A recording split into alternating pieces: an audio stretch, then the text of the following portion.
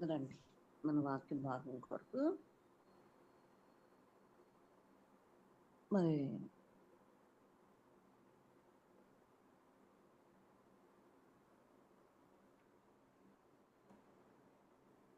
ఒక్క నిమిషం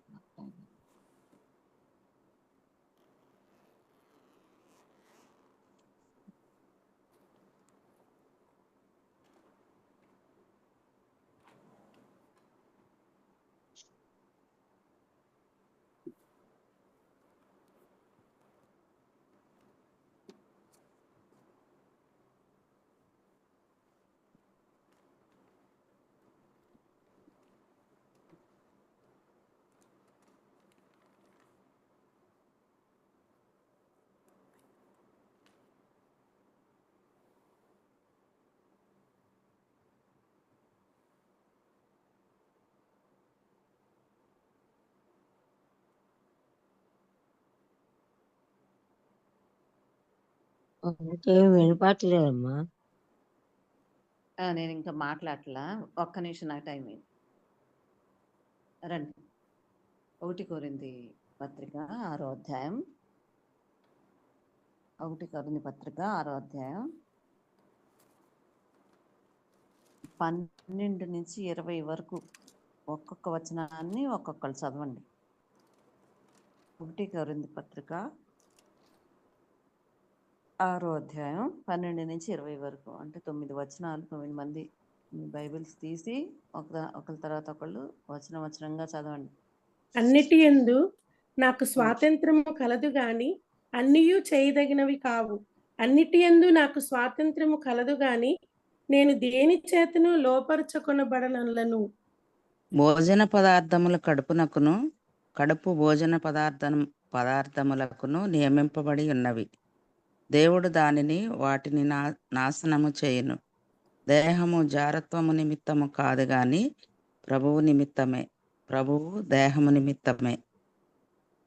దేవుడు ప్రభువును లేపును, మనల్ని కూడా తన శక్తి వలన లేపును. 15వ వచనం. మీ దేహములు క్రీస్తునకు అవయవములై ఉన్నవని మీరు ఎరుగరా? నేను క్రీస్తు యొక్క అవయవములను తీసుకొని వేశ్య యొక్క అవయవములుగా చేయుదునా? అదెంత మాత్రమును తగదు. వేశ్యతో కలిసి ఉన్నవాడు దానితో ఏకదేహమై ఉన్నాడని మీరెరుగరా? వారిద్దరూ ఏక శరీరమైంది అని మోషే చెబుతున్నారు కదా. అటువలే ప్రభువుతో కలుసుకుని వాడు ఆయనతో ఏకాత్మయ్య ఉన్నాడు. జారత్వమునకు దూరముగా పారిపోవుడి. మనుష్యుడు చేయు ప్రతి పాపమును దేహమునకు వెలుపల ఉన్నది గాని జారత్వము చేయువాడు తన సొంత శరీరమునకు హానికరముగా పాపము చేయుచున్నాడు. మీ దేహము దేవుని వలన మీకు అనుగ్రహింపబడి మీలోనున్న పరిశుద్ధాత్మకు ఆలయమై ఉన్నదని మీరు ఎరుగరా? మీరు మీ సొత్తు కారు. విలువ పెట్టి కొనబడిన వారు గనక మీ దేహముతో దేవుని మహిమపరచుడి. ఇక్కడ పౌలు భక్తుడు సంఘానికి రాస్తా వ్యక్తిగతమైనటువంటి హెచ్చరికలు ఇస్తా ఉన్నాడు. చాలా లోతైనటువంటి అవగాహన మనం కలిగి ఉండాలని భక్తుడు ఇష్టపడతా ఉన్నాడు. మ్యూట్ అవ్వండి.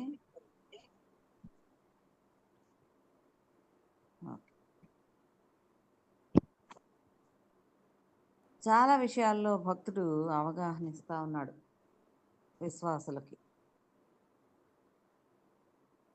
అయితే ఇవన్నీ కూడా వ్యక్తిగతంగా మనం చేయవలసినటువంటి విషయాలు. అంటే స్వేచ్ఛ గురించి, శారీరక సంబంధమైన పవిత్రత గురించి, లైంగిక పవిత్రత గురించి, దేవునికి చెందినటువంటి జీవితం గురించి బోధ చేస్తా ఉన్నాడు ఆయన. అంటా ఉన్నాడు కదా, అన్నీ నాకు ప్రయోజనకరాలే. 12వ వచనంలో అన్నీ నాకు యోగ్యమైనవి కానీ అన్నీ నాకు ప్రయోజనకరమైనవి కావు అని అంటా ఉన్నాడు. అంటే తను అన్నిటినీ అనుభవించడానికి యోగ్యుడే, కానీ వాటిలో చాలా ప్రయోజనకరమైనవైతే కాదు. అంటే దేవుడు మన్ని అంటే క్రైస్తవుల్ని, విశ్వాసులకి స్వేచ్ఛను అనుగ్రహించాడు. మరి ఆ క్రైస్తవ స్వేచ్ఛని దుర్వినియోగం చేయకూడదు అని మరి పౌలు భక్తుడు రాస్తా ఉన్నాడు. అంటే అందులో ఉన్నటువంటి ఆత్మీయ సత్యాన్ని మనం గ్రహిస్తే నేను ఏదైనా చేయగలను కానీ అన్నీ చేయడం మంచిది కాదు. అంటే మనం ఏదైనా మనం చేయగలిగినటువంటి పనిని కూడా మరి మనం చేయగలమా లేదా ఈ పని అనే దానికంటే కూడా ముందుగా ఈ పని వలన దేవునికి మహిమ కలుగుతుందా లేదా అనేటువంటి ప్రశ్నని మనం వేసుకోవాలి. అది చాలా ముఖ్యమైనటువంటి ప్రశ్న.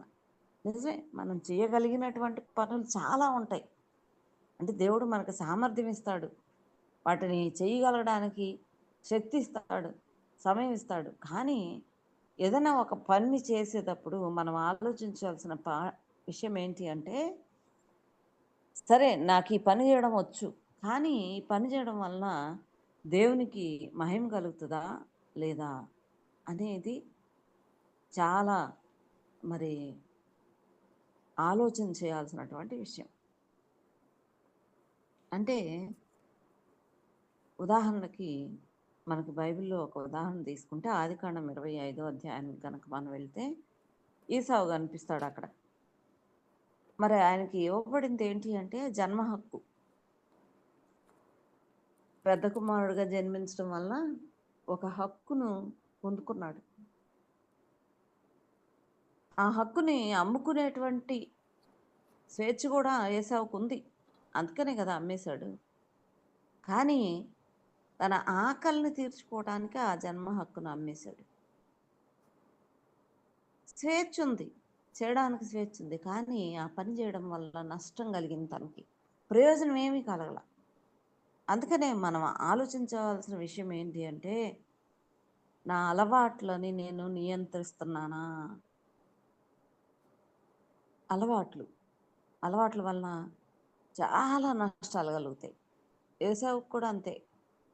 మరి వేటాడి తేవటం, వేట అందకపోతే ఆకలిని మరి చంపుకోలేనటువంటి, లేకపోతే ఆకలిని ఆపుకోలేనటువంటి బలహీనమైనటువంటి అలవాటు మరి ఏసావుకుంది. అయితే మన అలవాట్లను మనం నియంత్రిస్తున్నామా అనేది ఈ ఉదయ కాలంలో ప్రశ్న. మనకు చాలా అలవాట్లు ఉంటాయి. ఆ అలవాట్లు అన్నీ కూడా దేవునికి మహిమ తీసుకుని రావు. పైగా కొన్నిసార్లు మన అలవాట్లు మనకి ఆత్మీయంగా నష్టాన్ని తీసుకుని వస్తాయి.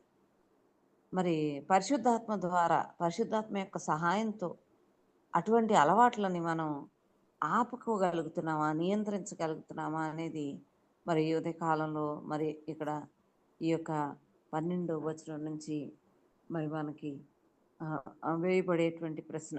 వాటికి మనలో ప్రతి ఒక్కరూ కూడా జవాబు చెప్పుకోవాలి.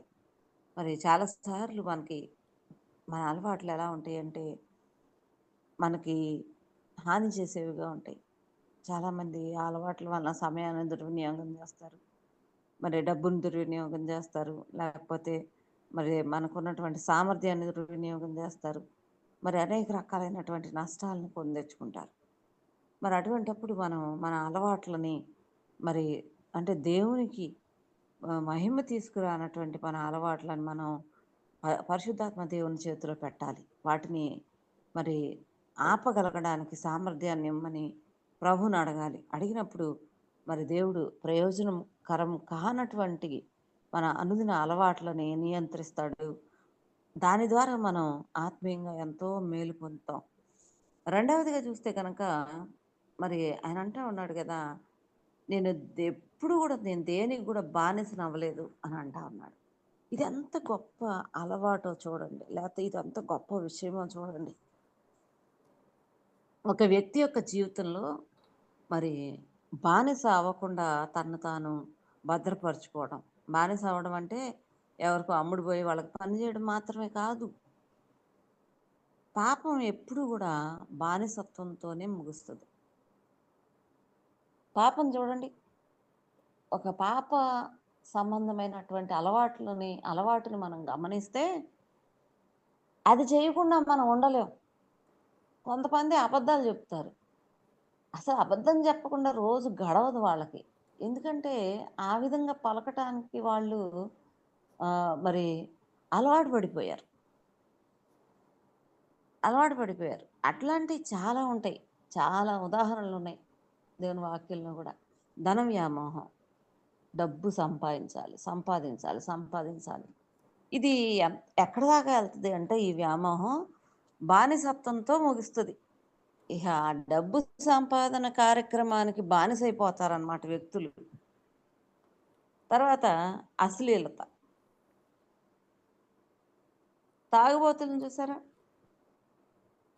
తాగుబోతులు కరెక్ట్గా రేపటి నుంచి తాగనని చెప్తాడు,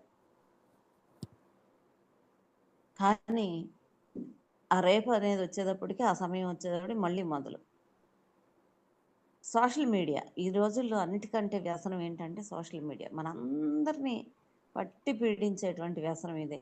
ఎన్ని గంటలు మనం మరి ఆ యొక్క సోషల్ మీడియాలో గడుపుతూ ఉంటామో, ఎన్ని గంటలు యూట్యూబ్లో గడుపుతూ ఉంటామో, ఎన్ని గంటలు మరి ఆ రకమైనటువంటి వ్యవహారాల్లో గడుపుతూ ఉంటామో, సమయం అంతా వ్యర్థం చేసుకుంటూ ఉంటాం. మన శక్తిని, మన నిద్రని, అన్నిటినీ వ్యర్థం చేసుకుంటూ ఉంటాం. మరి అంటే రేపు నుంచి మానేయాలి అని అనుకునేటువంటి అలవాట్లు ఎన్నో ఉన్నాయి మనకి, కానీ వాటిని మానగలుగుతున్నావా?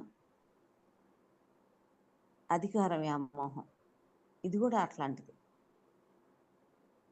మరి చూసినట్లయితే కనుక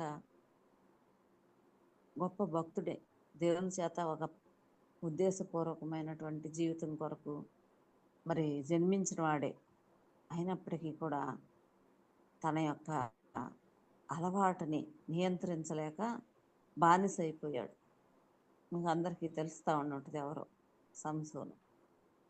దేవుని సేవకుడు, దేవుని చేత ప్రత్యేకపరచబడినటువంటి వాడు, నాజీరు చేయబడినటువంటి వాడు, ఒక ప్రత్యేకమైనటువంటి ఉద్దేశం చేత, అంటే ఇశ్రాయేలీయుల్ని రక్షించటానికి మరి జన్మించినటువంటి వాడు. ప్రత్యేకమైన ఉద్దేశం చేత దేవుడు ఆ తల్లిదండ్రులకి అనుగ్రహించాడు. అయినప్పటికీ కూడా, అంటే నేను విశ్వాసిని కదండి, నాకు ధన వ్యామోహం ఎందుకు ఉంటుంది, నేను అశ్లీలత వైపు ఎందుకు వెళ్తాను, నేను మరి మద్యం లాంటి బానిసత్వానికి ఎందుకు వెళ్తాను, సోషల్ మీడియా నాకెందుకు వ్యసనం అవుతుంది, అధికార వ్యామోహం నాకెందుకు వ్యసనం అవుతుంది, పేరు తెచ్చుకోవాలనేటువంటి వ్యామోహం నాకెందుకు ఉంటుంది, ఇట్లాంటివి మనం అనుకోవచ్చు. అయినప్పటికీ కూడా సంసోను జీవితాన్ని మనం చూసినప్పుడు మరి తన యొక్క అంటే స్త్రీలోలత్వాన్ని ఆపుకోలేకపోయాడు, నియంత్రించలేకపోయాడు, చివరికి బానిసైపోయాడు. అదే తన్ని మరణం వరకు కూడా నడిపించింది. న్యాయాధిపతుల గ్రంథం 16వ అధ్యాయం గనక మనం చదివితే ఈ యొక్క సంసోను గురించినటువంటి విషయాలు మనకి అర్థమవుతూ ఉంటాయి. మరి నిజమే, నువ్వు ఏదైతే విడిచిపెట్టలేకపోతా ఉన్నావో దానికి నువ్వు బానిసవై ఉండొచ్చు. ఆ విషయాన్ని ఆలోచించు. అదే అంటా ఉన్నాడు 12వ వచనంలో, పౌలు అంటా ఉన్నాడు, మరి ఇదొక ఏమంటారు, ఇంగ్లీష్లో చక్కటి మాట ఉంటుంది, లిబరేటెడ్ అని. అంటే స్వేచ్ఛ పొందినటువంటి సోల్, ఆత్మ. నేను బానిసను కాను అని చెప్పగలుగుతా ఉన్నాడు పౌలు భక్తుడు 12వ వచనంలో. నిజమే, అటువంటి ఆత్మీయ స్థితికి మనం వెళ్ళాలంటే మరి ప్రతి దినం, ప్రతి గంట కూడా, ప్రతి నిమిషం కూడా దేవుని యొక్క పరిశుద్ధాత్మ చేత నడిపించబడతా ఉండాలి. 13వ వచనం కనుక మనం చూస్తే కనుక శరీరాన్ని గురించి ఆయన మాట్లాడుతూ ఉన్నాడు. ఈ సంఘంలో, ఈ కొరింథీ సంఘంలో చాలా సమస్యలు ఉన్నాయి. ఈ సంఘంలో సమస్యల్ని తీర్చడానికి పౌలు భక్తుడు రెండోసారి ప్రయాణం చేశాడు ఈ సంఘానికి. మరి ఆ యొక్క మరి సమస్యల్లో ఈ వ్యభిచారం అనేది ఒకటి. మరి అందుకని 13వ వచనంలో అంటాడు ఆయన, శరీరము వ్యభిచారానికి కోసం కాదు కానీ ప్రభువు కోసమే అనే మాట మాట్లాడతాడు. మనం చాలాసార్లు మన శరీరాన్ని ఒక వస్తువులాగా వాడతాం, ఒక వస్తువులాగా పరిగణిస్తాం. ఒక వస్తువులాగా చూస్తాం. కానీ మన శరీరం కేవలం పని చేసేటువంటి మిషన్ కాదు, లేకపోతే ఇంకోటి కాదు. అది వస్తువు కాదు మన శరీరం. మరి అక్కడ ఉన్నటువంటి ఆత్మీయమైనటువంటి సత్యం ఏంటంటే, నిజమే యేసుక్రీస్తు వారు కల్వరి శిలువలో కార్చినటువంటి రక్తం ద్వారా మన యొక్క ఆత్మలను విమోచించారు. కానీ అక్కడ వరకే మనం మన జ్ఞానాన్ని ఉపయోగిస్తాం. మన ఆత్మలు నరకానికి పోకుండా ఆయన వెల చెల్లించి మరి మనం చనిపోయినప్పుడు ఆయన మనల్ని పరలోకానికి తీసుకెళ్తాడు. ఈ విషయాన్నే మనం నమ్ముతాం. మంచిది, అది సత్యమే. కానీ దేవుడు మన ఆత్మతో పాటు మన శరీరాన్ని కూడా విమోచించాడు అనేటువంటి సత్యాన్ని మనం అర్థం చేసుకుంటున్నామా? అంటే శరీరాన్ని ఆయన విమోచించకపోతే వ్యభిచారం చేయొద్దు, అబద్ధం ఆడొద్దు, దొంగతనం చేయొద్దు అనే విషయాలు ఆయన మాట్లాడి ఉండకపోతాడు. దేవుడు మన ఆత్మను మాత్రమే కాదు కానీ మన శరీరాన్ని కూడా విమోచించాడు. అంటే అర్థం ఏంటంటే, శరీరాన్ని కూడా విమోచించాడు అని అర్థం ఏంటి అంటే, ఈ శరీరాన్ని ఒక భౌతికమైన వస్తువులాగా చూడకుండా ఈ శరీరంతో దేవుని యొక్క పని, దేవుని పరిచర్య, దేవుని సేవ దాన్ని చెయ్యటం కోసం దేవుడు మన శరీరాన్ని విమోచించాడు.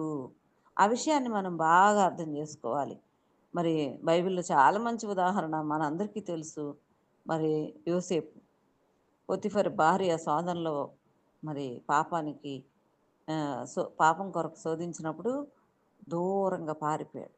ఆదికాండం 39వ అధ్యాయంలో కనుక మనం చూస్తే మరి మనకు అర్థమవుతుంది. అంటే యోసేపు ఏం చేశాడంటే తన శరీరాన్ని కూడా దేవునికి అంకితం చేశాడు. కేవలం తన ఆత్మే దేవుంది అని అనుకోలే. తన శరీరాన్ని కూడా దేవుని కొరకు భద్రపరిచాడు, పవిత్రత కొరకు భద్రపరిచాడు. తాత్కాలికమైనటువంటి ఆనందం కంటే దేవుని యొక్క సంతోషాన్నే తను ఎంపిక చేసుకున్నాడు. అందుకనే మన శరీరాలతో జరిగించేటువంటి ప్రతి కార్యం విషయంలో కూడా మన తాత్కాలికమైనటువంటి లాభం కంటే కొంచెం డబ్బులు వస్తాయి, లేకపోతే కొంచెం సంతోషం వస్తుంది, లేకపోతే కొంచెం ఇంకోటి వస్తుంది. అట్లాంటి వాటికంటే కూడా నేను కొంచెం దేవుని సంతోషపడుతున్నానా నా క్రియల ద్వారా అనేదే మనకి కొలబద్ద. కాబట్టి మనం ఏది చేసినప్పటికి కూడా మన శరీరంతో మనం ఏది చేసినప్పటికి కూడా దేవుని యొక్క సంతోషాన్ని మనం ఎంపిక చేసుకోవాలి. అందుకని అప్పుడు మాత్రమే మనం దేవుణ్ణి మన శరీరంతో మహింపరచగలుగుతాం. అందుకనే మరి మీ పూర్ణ శక్తితో, మీ పూర్ణ బలముతో, మీ పూర్ణ ఆత్మతో, మరి మీ పూర్ణ ఆత్మతో ఆరాధించండి అనొచ్చు. కానీ మీ పూర్ణ బలము, శక్తి బలాలు ఎక్కడ ఉంటాయి? శరీరంలో ఉంటాయి.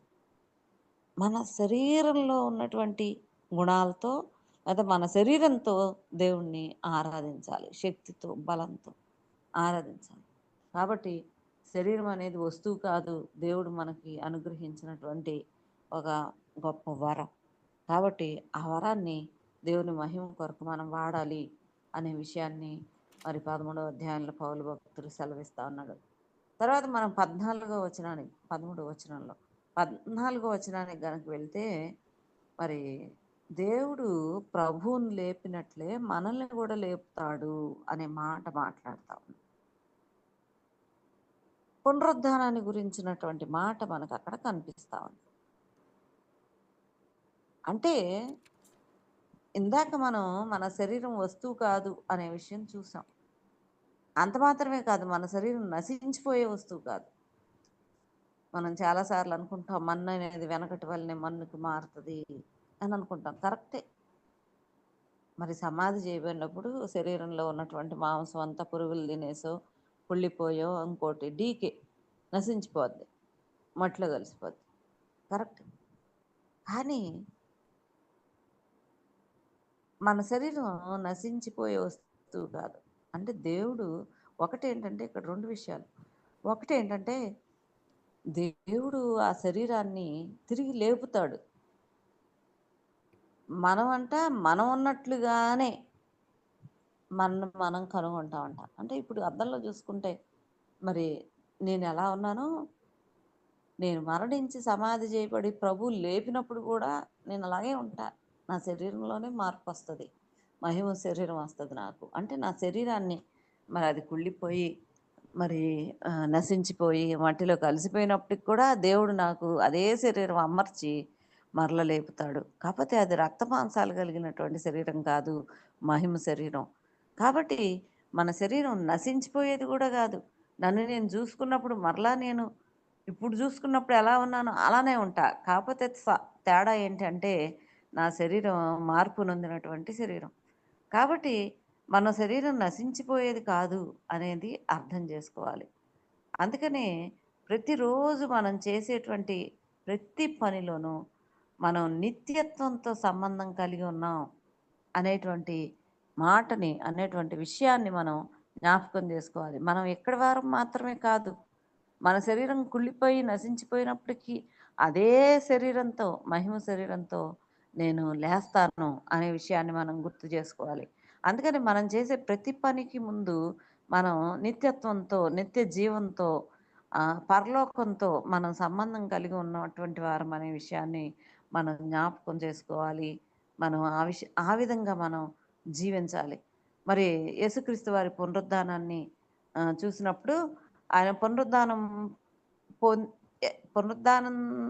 లేచిన తర్వాత అనేక మందికి కనిపించాడు. మరి వాళ్ళందరూ ఆయన యేసుక్రీస్తు ప్రభువుని గుర్తుపట్టారా లేదా? కొంచెం చిన్న కన్ఫ్యూషన్ ఉన్న కొంతమందికి మగ్ధులేని మరే కన్ఫ్యూజ్ అయింది. ఆ తోట యజమానుడేమో అనుకుంది, తోటమాలేమో అనుకుంది. తర్వాత ఎంఐ మార్గంలో ఉన్న వాళ్ళు కూడా ఆయన్ని కొంచెం సేపు గుర్తుపట్ల. ఈవెన్ శిష్యులు కూడా మరి ఆ చేపలు మరి కాల్చి పిల్లలారా అని పిలిచేదాకా కూడా ప్రభు సుమి అని అనుకోలా. కానీ అది కొద్ది సమయమే. తర్వాత వాళ్ళు ఆయన్ని ప్రభువుగా గుర్తించారు. అంటే ఎట్లా గుర్తుపడతాం ప్రభువుగా? వాళ్ళు జీవించిన కాలంలో ఆయనతో ఏదైతే సంబంధం కలిగి ఉన్నారో ఆ సంబంధం బాంధవ్యంలో ఆయన ఏ విధంగా అయితే ఎరిగి ఉన్నారో ఆ విధంగానే మరి ఎరిగారు కనుక అట్లానే మరి చూశారు కాబట్టి వాళ్ళు ప్రభుని గుర్తుపట్టారు. అంటే పునరుద్ధాన శరీరానికి మనం ఇప్పుడున్నటువంటి శరీరానికి కొద్దిపాటి మార్పు ఉన్నప్పటికీ మనం ఇప్పుడు ఎట్లా ఉంటామో అట్లనే కనిపిస్తాం. కానీ మాంసయుక్తమైనటువంటి శరీరం కాదు, కానీ మహిమయుక్తమైనటువంటి శరీరంలో మనం కనబడతాం. అందుకని యేసుక్రీస్తు పునరుద్ధానం చెందినాక విశ్వాసులకు కూడా మహిమ శరీరం వస్తుంది అనేటువంటి వాగ్దానం చేయబడింది. అంటే యేసుక్రీస్తు ఏ విధంగా లేచి మహిమ శరీరాన్ని పొందారో మరి ఆయన యందు విశ్వాసం ఉంచి చనిపోయినటువంటి మనం కూడా ఆ విధంగానే లేచి మహిమ శరీరాన్ని పొందుతాం అనేటువంటి ఒక గొప్ప ఆశ, పునరుద్ధానం యొక్క ఆశని మనం కలిగి ఉంటా ఉన్నాం. కాబట్టి మరి మనం పునరుద్ధానాన్ని పొందేటువంటి ప్రజలు కాబట్టి ప్రతిరోజు మనం చేసే ప్రతి కార్యానికి కూడా మనం పరలోకంతో సంబంధాన్ని కలిగి ఉన్నాము, నిత్యత్వంతో సంబంధం కలిగి ఉన్నాము అనే విషయాన్ని మనం గుర్తుపెట్టుకొని ఆ రకంగా మనం మరి ముందుకు సాగాలి అని మరి దేవుడు కోరుకుంటా ఉన్నాడు. మరి నిజమే 5 విషయాలు మనం ఈ ఉదయ కాలం చూసుకున్నాం. ఒకటి ఏంటంటే పౌలు భక్తుడు కొన్ని మాటలు మాట్లాడుతూ ఉన్నాడు. అన్నీ నాకు యోగ్యమైనవే కానీ ప్రయోజనకరమైనవి కావు. ఒకటి. రెండవది, నేను దేనికి కూడా బానిసను కాదు. మూడవది, శరీరం వ్యభిచారం కోసం కాదు కానీ ప్రభు మహిమ కోసమే. నాలుగవది, పునరుద్ధానము ఒక ఆశను కలిగి మనం జీవించడం. ఈ 4 విషయాలు ఈ ఉదయకాలం మనం చూస్తా ఉన్నాం. మరి ఈ విషయాలను బట్టి మరి అంటే భక్తుడు ఈ యొక్క పుస్తకం రాసేటప్పుడు అక్కడ కొరింథీయుల్ని మరి జ్ఞాపకంలో పెట్టుకొని వారి యొక్క అలవాట్లు, వారి యొక్క బలహీనతలు జ్ఞాపకంలో పెట్టుకొని ఆయన ఆ పుస్తకాన్ని రాశాడు. వాళ్ళ మధ్యలో ఉండేటువంటి తగువులు, మరి అసూయలు, కలహాలు, అంతేకాకుండా వ్యభిచారాలు, వీటన్నిటి గురించి ఆయన ఈ పుస్తకంలో వాళ్ళని అడ్రస్ చేశాడు. అవి కేవలం వారికే కాదు, కానీ ఈ దినాల్లో నివసిస్తున్నటువంటి విశ్వాసులైన మనకు కూడా అవన్నీ కూడా హెచ్చరికలే. కాబట్టి మనం దేనికైనా లోబడిపోతా ఉన్నామా, బానిసలం అవుతున్నామా? ప్రభువుని అడుగుదాం. దేవుని యొక్క ఆత్మ చేత మరి నడిపించబడదాం.